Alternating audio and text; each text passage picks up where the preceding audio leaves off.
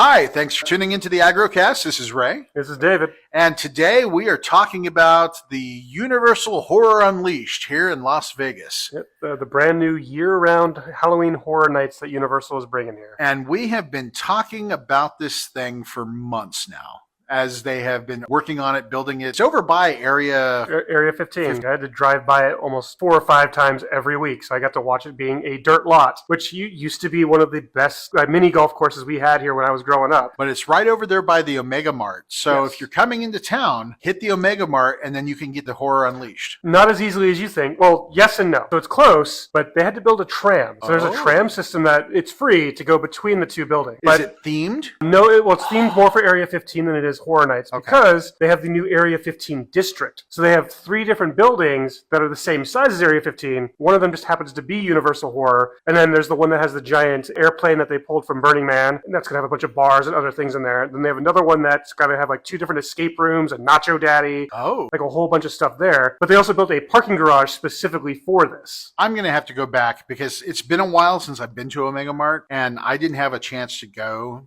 to the Horror Unleashed. Yeah, so when you see a Horror Unleashed, because you can see that from the freeway, the building to the left of it, that's one of the other buildings, and then there's a building hidden behind it. That's a whole other building that's the same size as the Omega Mart. And then behind that is a 7-8 story parking garage they had to build just for all this. So it's just a complex. Wow. Yeah. Well, they're calling it the Area 15 district. Oh, neat. Okay. Well, hopefully they're going to build some other things in there to really...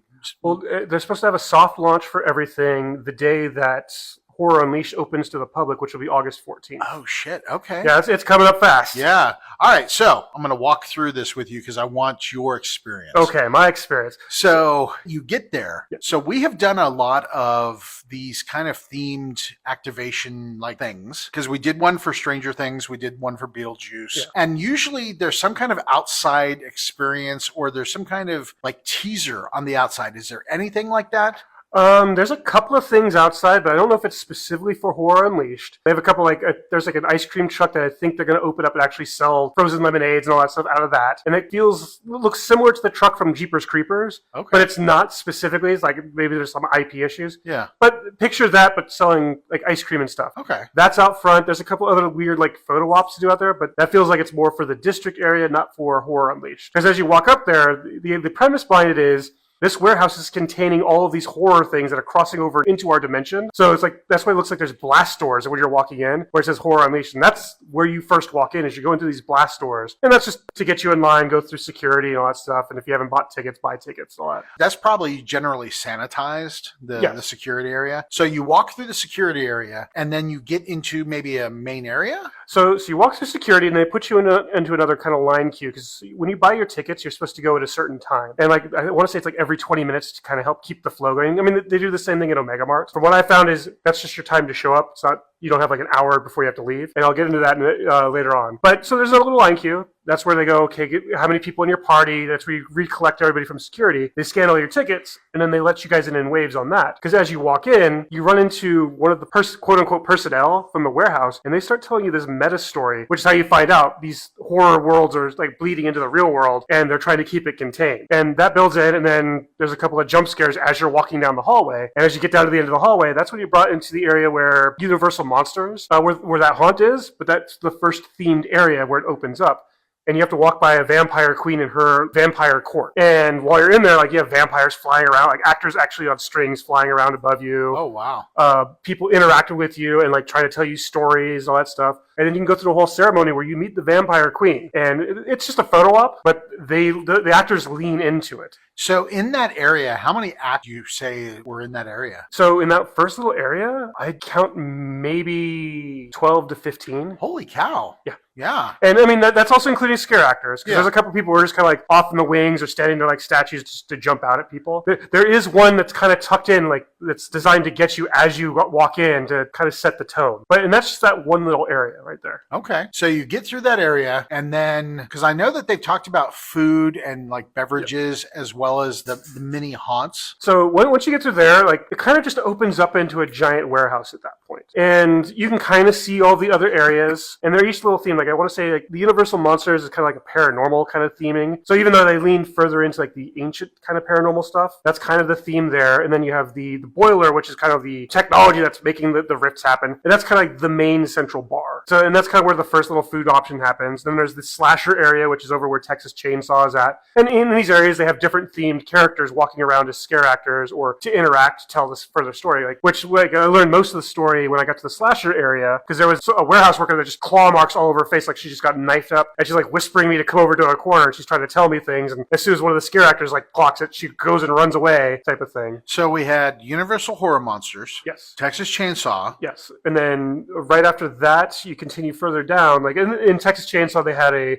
barbecue, like kind of quick grab food and drink thing. And then there's the Exorcist Believer, kind of in a little, I want to say a hallway, but at the same time, it's kind of too open to be a hallway. And that's where that is. And that's kind of set up similar to kind of like one of those like Mexican like shopping center type things. And they have actors and all that jumping out and scaring people as well. And that's where the Exorcist is. And then you lean around the corner, and that's kind of where the big show, the Jack and Chance show, is at. And they have that set up as like a carnival theme where they have the actual bar for the Jack and Chance thing, and then the sit-down restaurant, the premiere, which is kind of like Bloomhouse related. And then the last haunt over there is Scarecrow the Reaping. Okay. So a pretty good opening volley of horror. Yeah. Like, I mean, it's not massive. So like as the video I took of it, you can get from the front and kind of walk the entire area in a general pace in about 5 minutes, but you're getting bombarded by things left and right. The actors lean into their stuff. So lots of engagement. Yes. All right. So let's talk about the haunts themselves. Okay. So the haunts themselves, there's a couple of things. The first one I'm going to mention is they have some issues with timing, and it's more of a management thing. When I showed up there, the only haunt that was open was Texas Chainsaw. Oh, wow. And I was like, okay, maybe like they had issues or something like that. But as I was standing in line overhearing security, they had put all of the actors on break except for Texas Chainsaw. So of course, massive line to go into Texas Chainsaw. And then when you were done, obviously the haunt only took like 4 or 5 minutes. None of the actors were back, so everything was kind of shut down. That's a staging and timing issue. Yeah, like exactly. It was a management thing. And like I literally sat around, which is how I got some of the video and all that stuff, just kind of wandering around. Like I got time. But then at the same time at the haunts, the actors were told not to break character at all. So I would ask, hey, how long until it's going to be open? And I'd get this vague thing of like, oh, when we recollect the monsters or something like that. Or once we clean up all the butcheries. So I'm like, okay, but what time should I be back?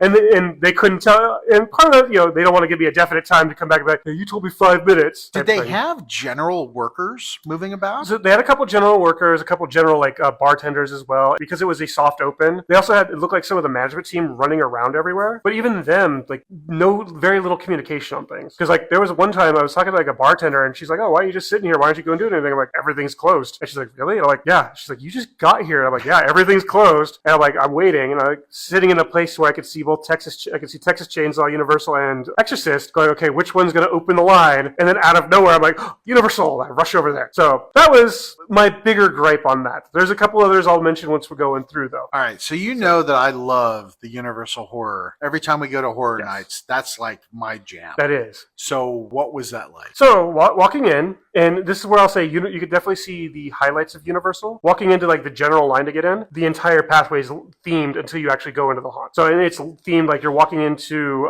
Van Helsing's crypt, and you're seeing his trophies on the wall as you're getting in line to go into the actual haunt itself. All right, so if you're listening, we're going to start treading into some spoiler area. So if you're really not into spoilers, I would recommend, cutting to the end of the podcast or just randomly skipping ahead. Yeah, because we're going to dig into some of the haunts themselves and those experiences. Yeah. So you get through Van Helsing's trophy room. Yes, and that's just the line. So you like walk by his little crypt, and there's like trophies and all that stuff, and like busts of all the Universal monsters, which is fun and cool. It's like kind of engaging. There's no actors working the line. And I think that's just another one of those. There's no room to do it. But you get up there, and then unlike Universal, they're letting people in party waves instead of like just groups. Like in Halloween Horror Nights, it's like, oh, the next 40 people get to go in. This one is how many in your party? You tell them, and then they wait 30 seconds to go, okay, how many in your party? So they're keeping the conga lines down. Yes. Or they should be. For the most part, it was. But at the same time, there's the human element of some people don't walk too fast or some people walk too fast. Was there anybody inside the haunts to help kind of direct people's movement? There was nobody else inside the haunts except for the scare actors and the participants, which brings into one of the gripes of there was many times where I was walking at a normal pace to go through everything, and I'd have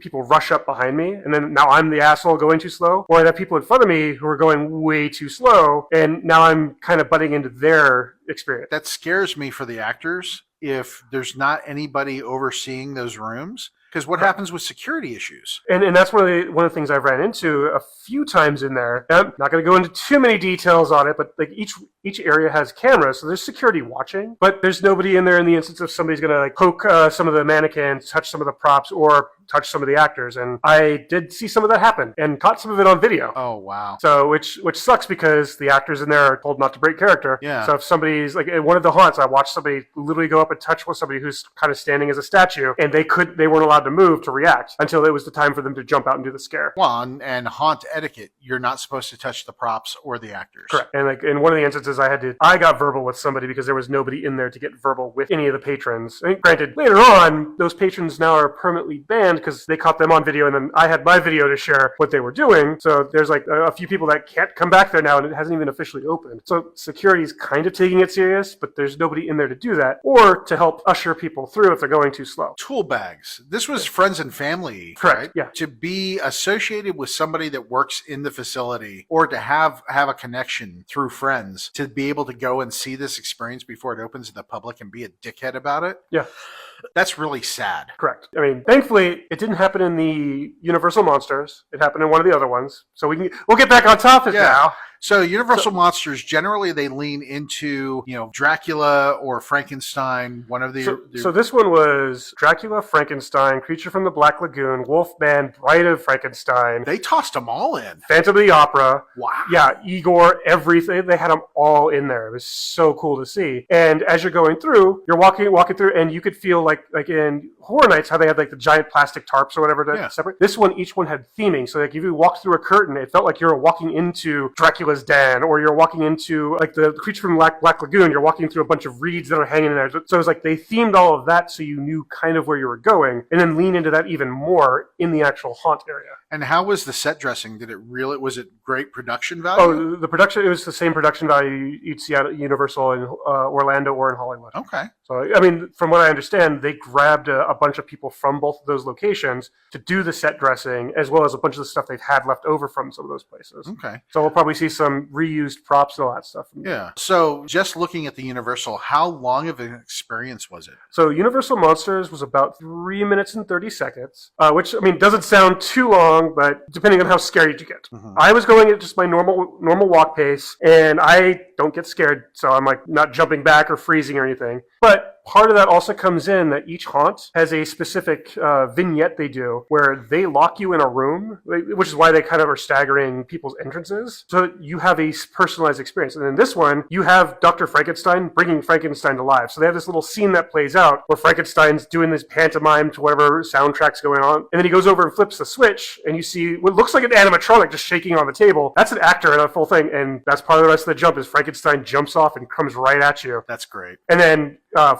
Doctor runs over, opens the door, and that he ushers you through, shuts the door behind you so that the next crowd can come in and they could reset the whole scene. And that's like a good 20-second scene they play out. So it's one of those, you need to kind of time everything correctly so you don't walk in on somebody either ending it or starting a new one. That's cool. That's cool. Yeah, and the other big highlight I will say from that is, so you go through all that, and then they lean into the black and white era, where you walk in and somehow with the lighting and even the set dressing, it feels like you're walking through some of the black and white scares or films. The movie, yeah, nice. Including like the entire time leading up, like you have Dracula and he's like the full regalia, blood dripping everywhere.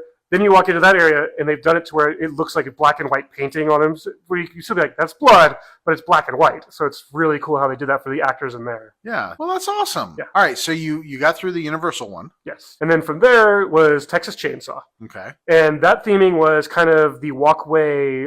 So you walk around through the cemetery. They have the van that the girl shoots herself in to lead up to the gas station diner. Okay. And that's kind of the entranceway. And then you go through there, and now you walk into there, and you walk through there, and like the cook comes out and attacks you. You walk in front of the house, then you walk in, and you see the iconic scene where Leatherface grabs the girl and then comes out from under the stairs. All that kind of goes to lead into like, this is the first time, so I kind of went out of order the way I did them. Texas Chainsaw was the first one I did. And this is where I learned about the vignettes they do. So I was walking by myself. I walk into his room, and it just looks like the dining room. And I'm like, doors closed. And I see if I walked around the table, there's an open way. So I'm like, that's got to be the way I go. By the time I get to the edge of the table, that's when Leatherface comes running in from that hallway with a chainsaw and to do the jump scare and everything, and then goes over to the table, like cuts the body up or whatever, turns to you, and by that point, one of the doors that looks closed pops open, and that's the way you're supposed to go. So I was like so confused. I was like, okay, that was cool because I was by myself. So the chainsaw. Yes. Was it smoking? It was not smoking, and none of them. The chainsaw was more of a audio cue from the surround sound, because they also looked like they were the plastic ones you would buy at Spirit Halloween. Oh wow! Okay. So, which I guarantee that's for safety. Yeah. Well, because having the hot background, there are foam as well as resin material bar that holds the chain for chainsaws that you can get, and you just install them like you would any other.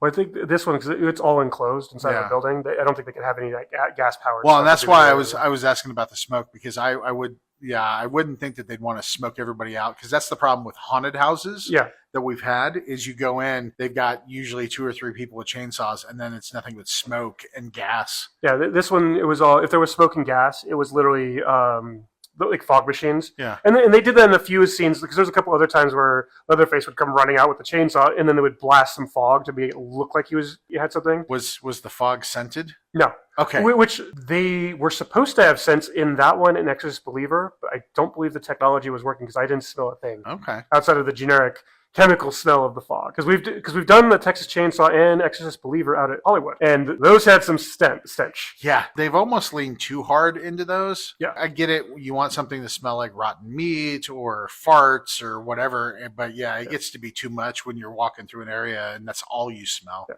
And from what I've been told, it's supposed not to that level, but they're supposed to have something. Okay, but I didn't smell anything in there. Yeah.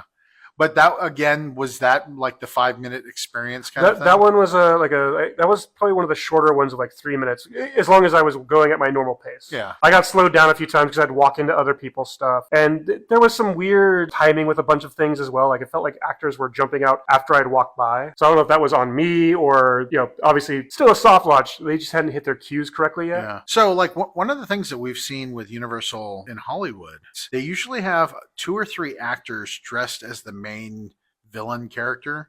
Were there multiple Leatherfaces? There was 7 Leatherfaces, 2 cooks, 3 grandpas, and I want to say 4 hitchhikers. Wow. Okay. These things are stacked with actors. Yes. Well, most of them are. Some of them kind of could use more actors. So let's go from Leatherface to... And that's what I'll jump ahead, because the last one I did was Scarecrow the Reaping. Yep. That one definitely needed more actors and more work on their vignette. Because the actors that did their job, they nailed it. But inside the haunt. But and that one's like kind of a generic scarecrows are coming, and it's where I first noticed the curtain theming. Because there's one area you go in, and like the story is like one of the scarecrows went crazy and is like cutting people apart to make new ones. And you walk through, and all you hear is ripping. And when you walk through, all the curtains in there are like heavy furs. And that's when you realize, I'm walking through human skin. And you hear ripping and all that stuff, and they've got a couple actors that jump out. And that's all to lead into like the big scare of the thing in there. And you walk out to a field, there's like an outhouse, it feels like you're walking into a cornfield, and they're supposed to simulate a tornado. But there's so much fog and noise. I didn't even clock there's 3 actors in there with us. Because I didn't even see them. And like one of them was literally standing next to me. Or in one of the walkthroughs I did, they didn't even recognize that I walked in. They were just kind of standing there. I walked up behind them. Surprise! And that scene went on a little too long every time I went in there. Because it was another one like in the Texas Chainsaw, you'd go through and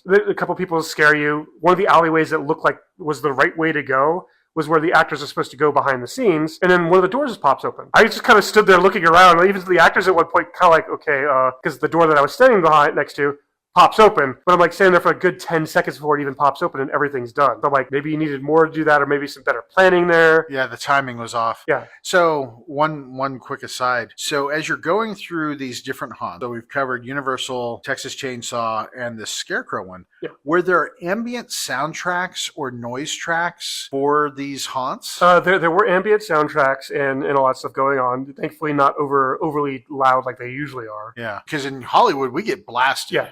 I'm pretty sure it's because the acoustics in the building itself, because it's all inside and contained, probably do a good job of that, so they don't have to blast it too loud. But at the same time, like there was a couple areas I'd walk through, like specifically like the Scarecrow. You walk through an area where it feels like you're walking through a silo, and it should be dead silent. And it's almost dead silent, except for you hear like birds pecking at the wall, and you can kind of hear some of the ambient sounds from both ends, but they do a good job of muffling all that. And the scarecrows, how did they look? Did they look like Spirit of Halloween, or did they actually look pretty good? Some of them look Spirit of Halloween, but a good chunk of them were actually pretty damn good. Okay. And I would say the reason I bring up like the needing more actors, there was a couple of good spots where I was like, there should be an actor right there, but it was an empty area. Or like there was another spot where I was like, there's 2 actors here. We don't need 2 actors. Maybe spread it out or fill it in however you like. Huh, interesting. Or even like one of the big scares, there's like a perfect spot, like right near the end, where it's like you would have your main, like your Leatherface if you had it. Yeah. And they just kind of had a generic character sitting there. I'm like, that's where you put your fucking star. Yeah. And that would have scared the shit out of everybody because it was a mirror maze as well as a corn maze. Oh. And it was a dark corner where there's a strobe light. So you could just have that actor standing there completely still and no one would be able to clock it until it was too late. And that would have been a great pop scare. Yes.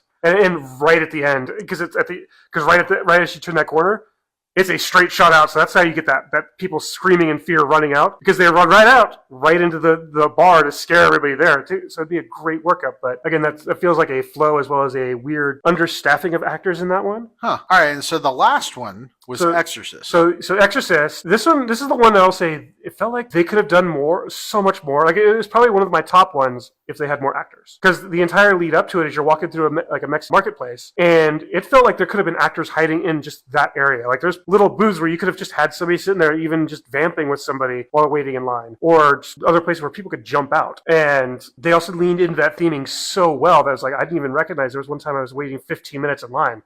Didn't even clock it. It just felt like I was walking through. And then going through each one of the areas outside of like the big, like the first little big scare, there was so many places they could have hid like another demon or another exorcist kid, but they didn't have it. And I don't know if that's just they didn't have enough actors or what was going on. Yeah. But they could have packed that, as well as the big scene they played. I'll say they're the ones who probably nailed it the best, because they have one of the nuns standing there right in front of the door, and you can see in my video, I'm kind of standing there for like a minute, like looking back and forth, like where do I go? Because she just looks at me, he's like, not yet. And she's like playing with me through the curtain. And had I not been doing the video for our show, I would have played back with her. But she was pretty much keeping me there. And then all of a sudden, she opens it up and brings me into the Exorcist scene, where they're doing an Exorcist and all that stuff. So they have a bunch of actors in there, and they have an area to where it's like a nice horseshoe. You could probably fit 10 patrons in there to watch this. And I go in there, and like one other person who catches up to me, we're in there. We kind of got a little private show. So she like ushers us over to a corner. We watch this thing, and they do one of my favorite things they do in the haunt, where you have it looks like a solid wall, and they turn the light on and everything. Satan shows up in there, and that's when the kid actor like turns up and like starts screaming at you, at possessed. And then, unlike the other places, they go run, and kind of usher you out. That's part of their soundtrack, so that they can rush you out before they shut the door again to set up for the next scene. That's neat. Yeah. Okay. So it sounds like overall with these experiences, it's really they need to dial in the timing, the actor placement, in the number of actors, because that was the other thing. And so after that scene, I walked by a bunch of areas where it was like they had a little hideout where you could be like, there should be an actor here. There's no actor here. Like, and it's one of those, like, even at Universal in Hollywood or Orlando, you'd be like, that is where you would normally place an actor. Why is there just empty hallway here? Yeah. Or even just like an animatronic or something to fill the space. Or even put a security guard, like one of the guys wearing black going, okay, keep moving. Yeah. Like, but it was just an empty space. And I saw that more in Exorcist. So out of the 4, which was your favorite? So I definitely have to say the Universal Monsters one, because even though on video it seemed short, that one felt like it was a 10-minute, like a full 10 minute. Like you felt a lot of experiences in there. Well, and I want to see this black and white room. Oh, the black and white room was that was probably one of the cooler things. Because I didn't clock it till my second time going through that everything was black and white. So and that was fun. And then after that, Exorcist Believer, even though it was understaffed, the way they nailed the timing of the big vignette moment was so perfect every time. Like, cause I did that one 4 times. Every time I was like the same thing where I was like, either hold it here or I showed up at the perfect time, like come in quick. And then I got to watch the whole scene play out and then ushered right out before they set up for the next one. So these tickets are timed. Correct. And what is do you get an hour? So it's not really you get an hour. So there's two ticket types right now. You have the general, technically 3. You have a general tickets, which gets you access to each of the haunts once and access to the building for as long as you want to be in there. Okay. Then you have the same thing, locals price. It's like $10, $15 off. And the third ticket option it's like $100. You get unlimited time in all the haunts, and you show up at this specific time and then leave whenever you're done. It's kind of like they do the same thing at Omega Mart, and I think they do it they're just trying to pace it But if you show up at 4, like your ticket's at 4, you can stay until midnight if you want to. Nobody's kicking you out. Okay. All right. Covered the haunts. Correct. Covered the timing, the lighting, the ambiance, the setting, the actors. One of the other things that they've really advertised with this is the food and drink. Okay. Yeah, we could talk about the food and drink because I have opinions. Yeah. I'm not a foodie. I'm definitely a drinker, not a foodie. But at the same time, this feels like they're suffering from they want to have strip prices, but not give you strip quality food. Because I tried a bunch of stuff, and it looks fancy on the plate. But I think the best thing I had was a pizza. It was pretty much a pizza pocket in the shape of a skull, which I was like, okay, I got to do that. But it was like $12, and maybe the size of like it was smaller than a softball. All right. If we did the Super Mario World at Universal, and we did the cafe, we've done the cafe a couple of times now. And that's what I was expecting was something at the cafe, because even when we went back after press day for that, the food was still good. It wasn't general cheap like theme park food. Yeah. Like you felt like you were getting close to what you were paying for. This one, the other thing I had was a themed like flatbread pizza based on Texas chainsaw. Looked great. Was done in the shape of a chainsaw. It tasted like something I would have had at high school, and it was like $18-19. Damn. Okay. Like the dough was undercooked. There was like no sauce, no flavor. It was just like, well, my blood sugar's going low. I better get some calories in and all that stuff. Wow. So mediocre food. Correct. How big were the menus? The menus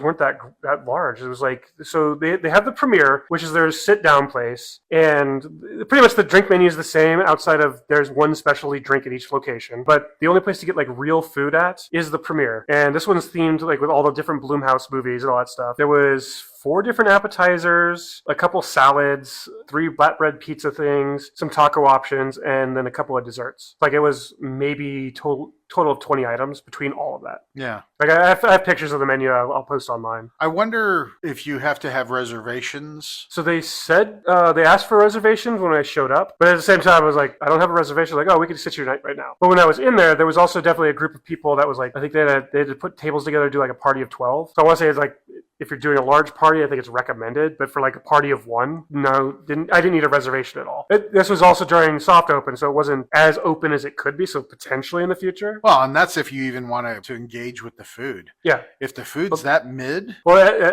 as I'll recommend, probably eat before you get here because, yeah, the food, you're going to get charged the same price you would if you went to any of the strip places. So you might as well get decent. Not the quality. Yeah, definitely not the quality. And then the beverages. So the beverages, I will say, like, they were kind of the same thing with the strip prices. The only drawback I had with any of them, like, they were all delicious. They were all well done. Like I had a couple of adult beverages as well, and they definitely were strong. The theming there was no theming whatsoever. What a wasted opportunity. Yeah, like even like in the menu, things are named. Like I ordered one that's called the Bloodsucker. I'm expecting to get something that looked like it was a glass of blood. It was like some weird, almost looked like guava lemonade. And I was like, you couldn't have just done like grenadine around the outside to give it a swirl or something. Yeah, to make it, or even like when we did Nightmare Cafe, like they would put like vampire fangs and there's like a garnish, something like that. Like yeah, it literally looked like exactly a drink you would buy off the strip. That's a shame. I mean, it was worth. I will say it was worth the money, but I was expecting some kind of theming, especially when you look at the restaurant. My pizza came out like a chainsaw. They had the skull pizza pocket, and then even like the chicken lollipops I had came on a shovel. Like it was like they themed all of that. Why not do for the drinks outside of the one signature drink at the main area called the Boiler? You could buy it. It was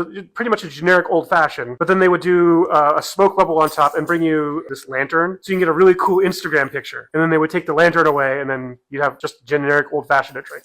Okay. Food and drinks, not that great. No. Merch. So I didn't buy anything. I generally don't buy much when we go to Universal in the first place. But they had some fun options, leaning heavily into obviously the 4 main properties they have there. With, if rumors are correct, a tease of 2 other ones that they might bring in the future, because they have talked about swapping them out to help keep it fresh. Because you go and do all 4 haunts, you've kind of done them all. But they had brand new Chucky merch and brand new Psycho merch. Interesting Psycho. Yeah. Because that's not one that we've really seen much for. No, even when we do Hollywood, it's just we go drive by it on the tram and that's it. Yeah.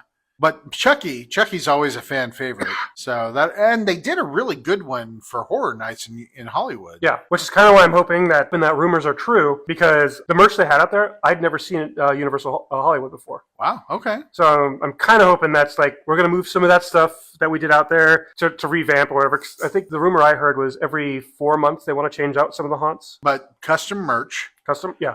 And teasers for potential new haunts. Correct. And a bunch of, like, we had bags, they had notebooks, hats, sweaters. Like, it's the same stuff you would normally expect, nothing to write home about. Do you remember how much the tickets are? Normally, it's for if you're local, it's $50. If you're not local, it's $65. All right. So, with all the experiences that we've gone to, going to horror nights, do you think it's worth the value? In the current state, unless you really want to sit there and watch a bunch of shows while everything's shut down, not really. Okay. Because I watched all the shows and they happened. The performers did a great job, but it was nothing. That kept my entertainment going for as long as it should for the price I would have. Well, and what's interesting, I reached out to them about press day, and the person I got a response back from seemed more tied to Area 15 than Universal. So I wonder how much of this Universal really is involved. How much they actually get say over. Yeah, because from what you're describing, some of it sounds like Universal experience, but not all of it. Yeah. Which is really disappointing. It really is, because I was expecting a lot more. Or technically, I was kind of expecting the haunts to be as long as we'd get out in Hollywood. Because at that point, I'd be like, okay, I could see justifying, like, if you do it correctly, like $10 a haunt. Yeah.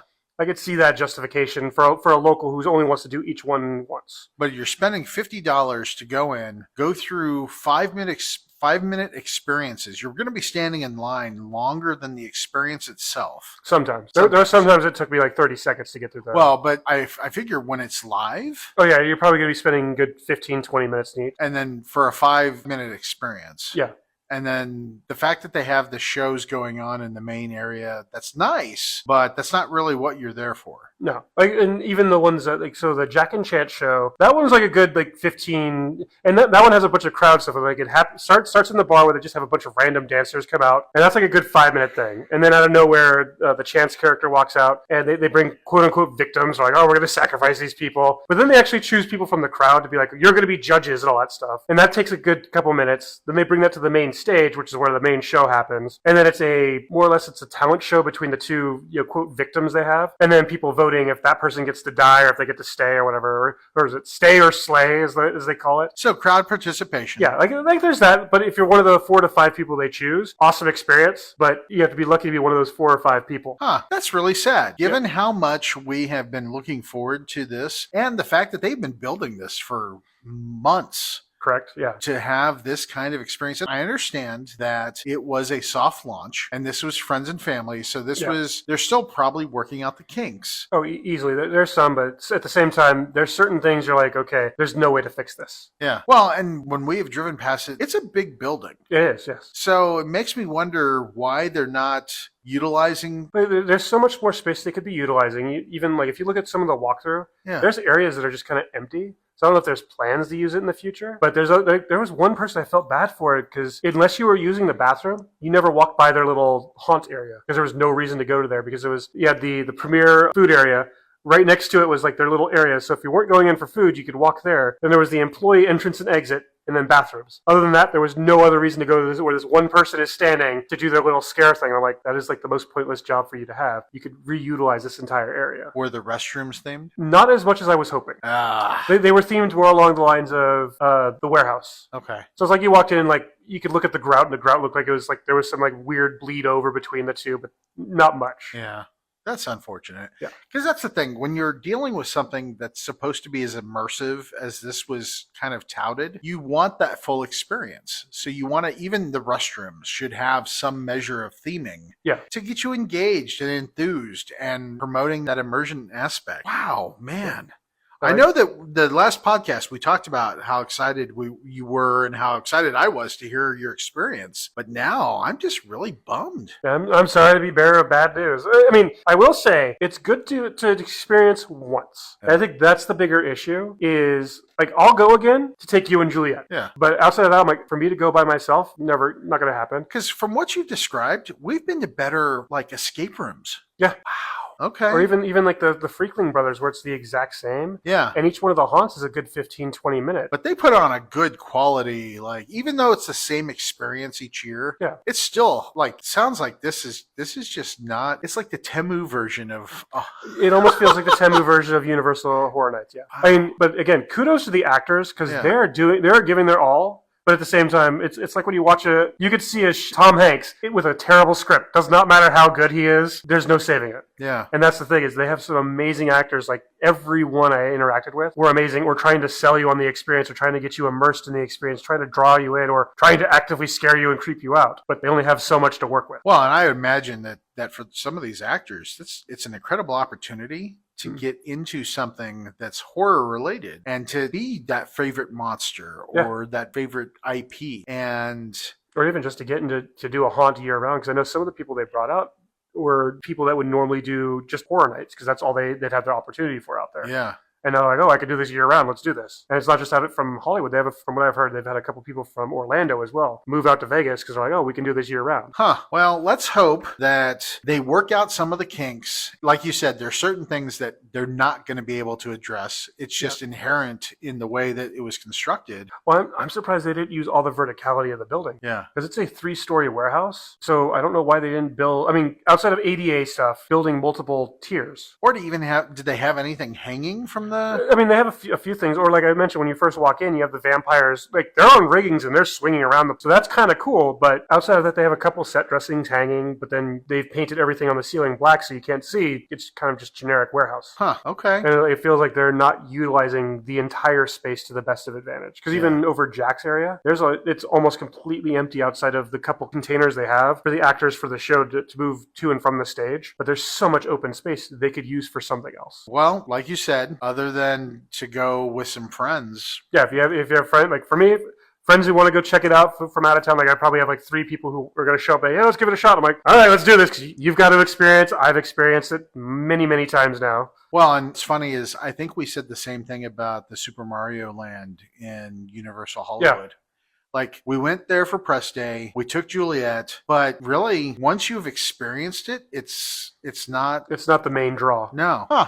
Okay. And I'm not sure if that's maybe what they're leaning in with the entire district area opening. Yeah. Is like I said, there's like, oh, you can go to Nacho Daddy, which I know is a good restaurant. Yeah. That's going to be open literally walking distance across the alleyway from Horror Night. So like, get food there, maybe hit pregame there, then do the haunts. Yeah. So you could buy the cheaper ticket, do all the haunts once, and be like, I'm good to go. Yeah, because we love Nacho Daddy. Yeah. Well, I think going and seeing the haunts, but gosh, that ticket price, Vegas pricing for that level of experience. Yeah. Wow. And that might be part of the downfall. Like I would say if it was like a $35 ticket, maybe. And like $50 for the unlimited, easily worth it. But yeah, ticketing is always going to be an issue. If you don't balance the price with the value, then people aren't, because why go? One, if it's that expensive. Two, why go back? Yeah, sure, maybe every quarter they change something up. But if the food is mediocre and the experiences are 5-minute experiences, but you're standing in line for 15 to 20 minutes. Well, and my original hope on the place was they weren't going to charge to enter, which would be the better idea. Is like you can walk in for free, but then you have to pay for anything in the haunts, and then obviously food and drink. Like if that was the case, I could see myself going, well, I don't want to go to this normal place I go to. Screw it. I'm going to go down and have a drink at the Boiler. Yeah. May or may not take in one of the haunts, but there's no reason for me to go back, because I'm not paying $50 to go into a themed bar and then a couple of haunts and leave. Like, well, and when you look at Area 15, there's more than just the Omega Mart. There's a lot of stuff in there to take advantage, so you can spend a fair bit of time. Yeah, exactly. But at the same time, and it's one of the things I'm kind of hoping to give some benefit of the doubt. When when Area 15 originally opened, they charged for you to go in. It was like a $10, $15 just to enter the building. Then you had to pay for each of the experience. They phased that out. Like they phased it out to where entry was free as long as you paid for one of the experiences for it. And now it's just show up and then pay for whatever experience you want to do. So I'm kind of hoping that might be the route they go. Is the only thing you have to go through is security to get in, and then after that you're like, okay, wander about all you want. You want to do the haunts? It's going to cost you money. Yeah. Well, you want that value, and there's so much here in Vegas that is trying.